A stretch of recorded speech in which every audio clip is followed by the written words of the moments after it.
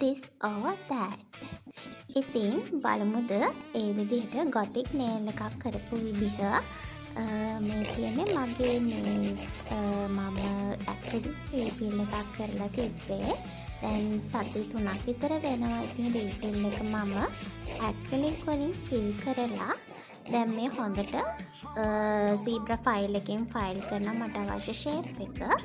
ඉතින් මෙතින් මම ආසම මිල්කි white colour එක ඒක මම ඇප්ලයි කරලා UV දාලා ඊට පස්සේ බ්ලැක් වලින් මම පොඩි ඔම්බ්‍රේ ඩිසයින් එකක් දැම්මා. ඉතින් මේ තියෙන්නේ මම සිල්වර් කැට් අයි එක ඇප්ලයි කරලා මට ඕන ෂයින් එක මම අචීව් කරන විදිහ.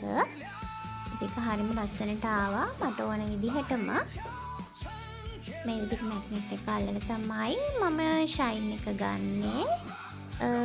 ඊට පස්සේ මට හිතුණා මේ විදිහට චූටි හાર્ට් එකක් ඇඳලා ඒකත් කැට් අයි 3D බොඩි ඉෆෙක්ට් එකක් දෙන්න ඕනි කියලා.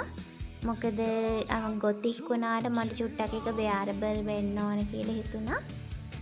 ඉතින් මේ විදිහට මම කැට් අයි එක ඇප්ලයි කරලා ඒකේ ෂයින් එක චුට්ටක් අචීව් කරගත්තා.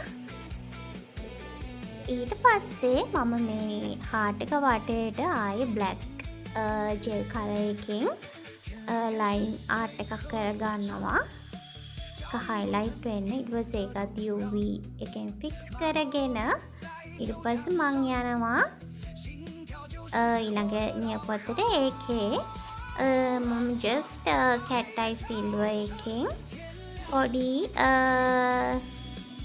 ෆ්ලවර් පිට් එකක් තමයි කරේ.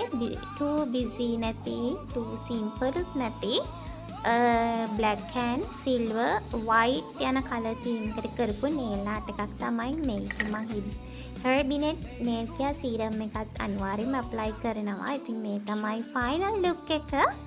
ඉතින් like එකක් දාගෙන යන්න. මේ වගේ videos බලන්න කැමති නම් comment කරන්න මොන වගේ videosද ඉස්සරහට ගේන්න ඕනේ කියලා. ඉතින් අපි නියන්නේ ස්ටුඩියෝ කැන්ඩි.